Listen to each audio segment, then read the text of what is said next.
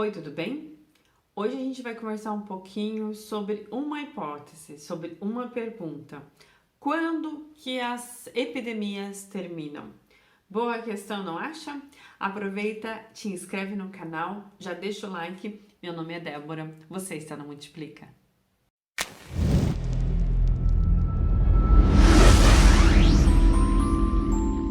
A ideia desse vídeo nasceu de um artigo que eu vou deixar aqui na descrição do vídeo, quando alguns historiadores, numa reportagem do New York Times, falam sobre o fim das epidemias, né? Historicamente falando. Esse artigo me chamou bastante atenção e achei legal transmitir para vocês. Muita gente não tem acesso, né? Ou não consegue ler em inglês ainda, para a gente conhecer um pouquinho dessas histórias das epidemias que já marcaram. E quando que elas terminam? Essa é uma questão bem importante, né? Eu vejo direto isso acontecer aqui no Brasil, as pessoas perguntam, e no mundo inteiro, né? Quando que isso vai acabar? Quando essa epidemia terminar? Muita gente fala com os amigos, quando tudo isso acabar, vamos se encontrar. Mas afinal, quando que termina uma epidemia? E aí, algumas questões que a reportagem vai trazer é que existem de duas formas das epidemias acabarem. De um lado, acaba por uma questão que tem a vacina ou tem o remédio, ou por um cansaço social. Isso pode parecer estranho até, mas a questão é que mesmo o medo de ser contaminado ou o medo disso cada vez disseminar e matar mais pessoas, existe um tempo que ele funciona. Depois de um tempo as pessoas ficam, na verdade, cansadas e acabam querendo voltar à sua vida normal, mesmo que isso signifique que a epidemia continua viva e muito eficaz. É o que muitas vezes tem acontecido. Inclusive, agora há pouco, a Europa resolveu abrir, né, muito das suas fronteiras. Inclusive, saiu uma reportagem que eu vou colocar aqui, que os ingleses lotaram as praias e não estavam nem ligando, né, para os 2 metros de distanciamento social. Então, porque talvez já esteja num ponto em que o cansaço social chega a tal nível em que as pessoas param de se preocupar com a saúde ou com aquilo que as atormentava. E uma das questões que eles colocam, por exemplo, é a questão do ebola. Em 2014, teve uma epidemia de ebola e ela teve, inclusive, surgiu um caso suspeito em Dublin, né, na Irlanda. Naquela época, 11 mil pessoas já estavam com ebola na África. E assim, o medo era tão grande que muitas vezes quando chegou um cara suspeito lá em Dublin de estar com ebola, ninguém quis ficar dentro do hospital. Todo mundo saiu correndo, os médicos, as enfermeiras, todo mundo saiu correndo em relação a isso. E outra coisa também, que existia um certo medo de qualquer pessoa que fosse negra. Quem era negra podia estar com ebola, então as pessoas muitas vezes não queriam nem chegar perto. Bem, depois desse caso suspeito que chegou em Dublin, eles viram que na verdade ele não tinha o ebola e ele acabou falecendo de câncer. Um dia depois, aí simplesmente se anunciou, né, que ele não teria a ebola e aí se disse que a doença acabou. É claro que ela não tinha acabado, né, mas o cansaço social em relação ao ebola já tinha dado seu pico em 2014 e aí todo mundo passou a viver como se a doença não existisse mais. E uma das questões que eles colocam nesse artigo é que o medo ele vai alastrando nas pessoas em relação a essa doença, em relação ao que pode acontecer.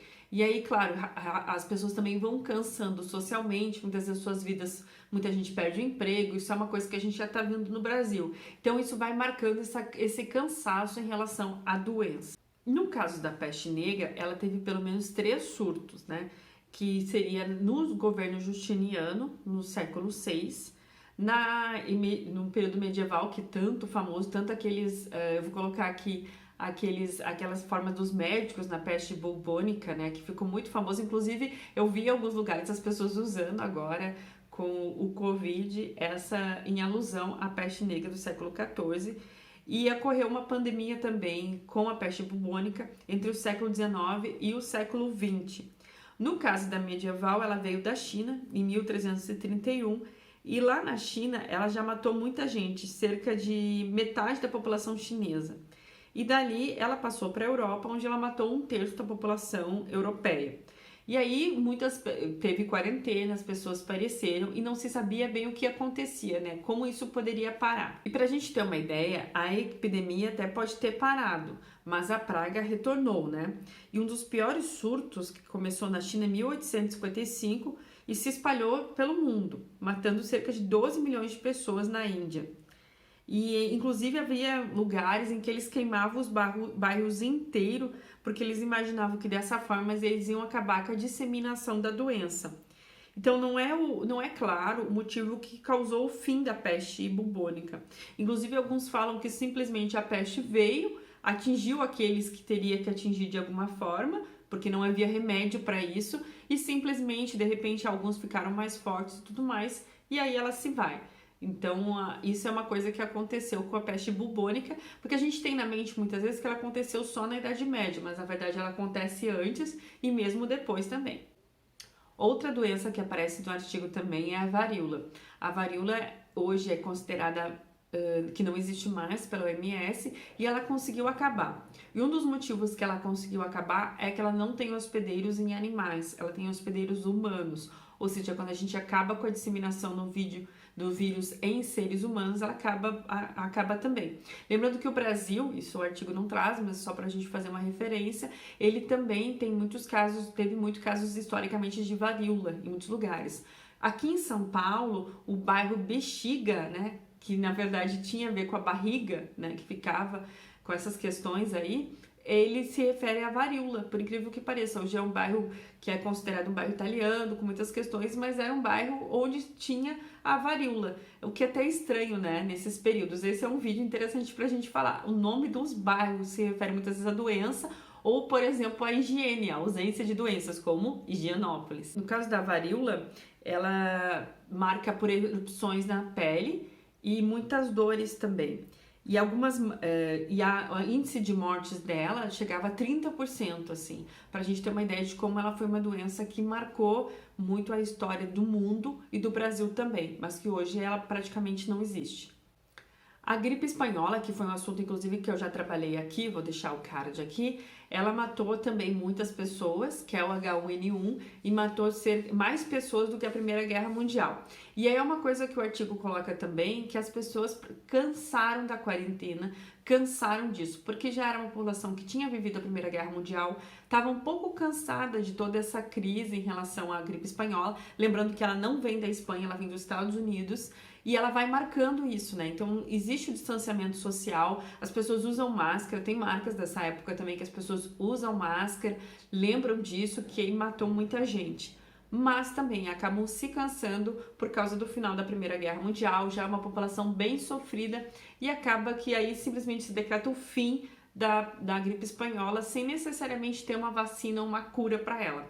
E ela mata principalmente jovens, crianças, realmente é uma mortandade muito grande. Dei uma olhada, inclusive, no vídeo que eu fiz sobre isso. Uma das últimas pandemias que o artigo trabalha foi em 1968, a gripe de Hong Kong, que, por incrível que pareça, matou cerca de 1 milhão de pessoas, sendo 100 mil pessoas só nos Estados Unidos. E foi um surto turbulento que aconteceu exatamente no meio da Guerra do Vietnã e causou muitos protestos nos Estados Unidos. Muitas pessoas, inclusive, sequer lembram dessa gripe de Hong Kong em 1968, porque é bem na época da Guerra do Vietnã. Então, muitas vezes, quando a gente está no meio de uma guerra, acaba que essas doenças que tanto marcaram a humanidade, elas acabam, por vezes, de serem esquecidas. E aí, a pergunta final é, quando a Covid vai acabar? Nós não sabemos. Ainda não temos vacina, ainda não temos um remédio que realmente se prove eficaz, que realmente traga a cura de todas as pessoas, mas uma coisa é certa, não necessariamente ela vai acabar porque chegou a vacina. Talvez ela acabe, inclusive, por um certo cansaço social. Aí vou colocar um pouco da minha opinião. Eu acho que isso já tem acontecido, inclusive, na Europa. Não é claro que não vai acontecer outro surto da doença, não é claro que lá não tenha mais nada. Mas por que acaba? Existe sim um cansaço social em relação a tudo isso, e aí as consequências acabam sendo essas. Eu espero que tu tenha gostado do vídeo, eu quero ouvir um pouco da tua opinião, quando a Covid vai acabar, aqui nos comentários. Não esquece de deixar o teu like, te inscreve no canal, transfere, manda esse vídeo para aqueles grupos, para aquelas pessoas que querem conversar um pouco mais sobre isso. Eu espero vocês no próximo vídeo. Beijão, até mais!